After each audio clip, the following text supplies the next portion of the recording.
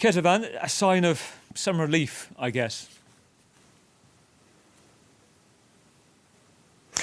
Absolutely. This is really the best that we've seen so far, even though Kevin McCarthy, as well as the president in his statement, basically saying that this was a deal in principle. So still being very careful because nothing is final until it is final. But what we can see in this deal is that there was compromise made. We heard from Kevin McCarthy two of the major sticking points that he hinted to. He talked about a historic reduction in spending. That, of course, means he's talking about the federal spending. There was a debate over the cap on spending.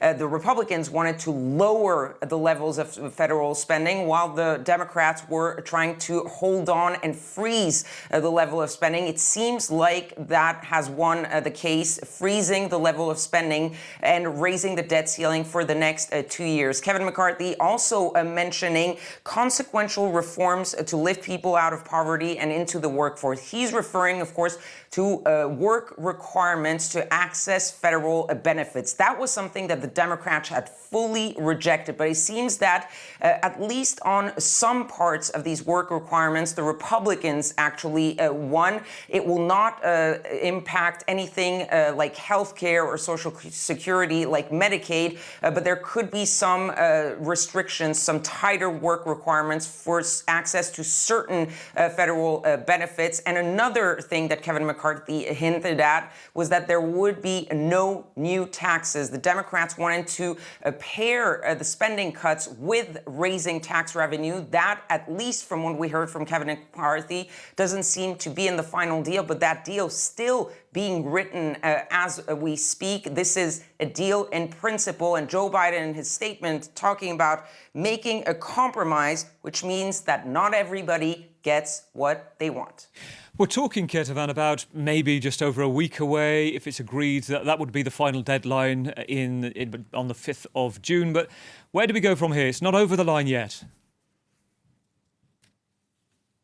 No, what we heard from the Speaker of the House, he gave us a little bit of a timeline. They're basically going to be working overtime through the night to try to write this bill, the details of this bill. Kevin McCarthy saying that he was on Sunday going to be checking in with the White House, with Joe Biden. They're going to be speaking again to really finalize this bill.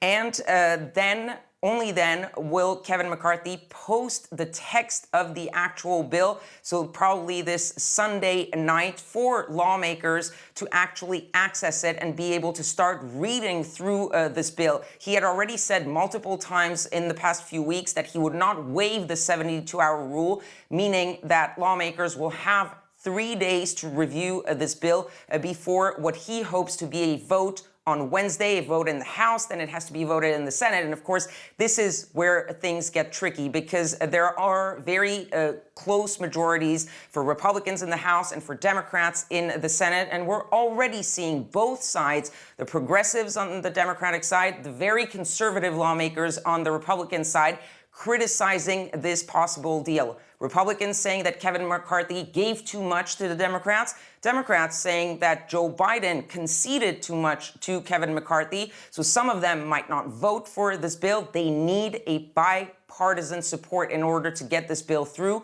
get it to Joe Biden's desk and signed in time for, as he mentioned, that June 5th deadline. So there could be still some hiccups, but both sides, at least the majority on both sides, is hoping that this is getting really close to the finish line.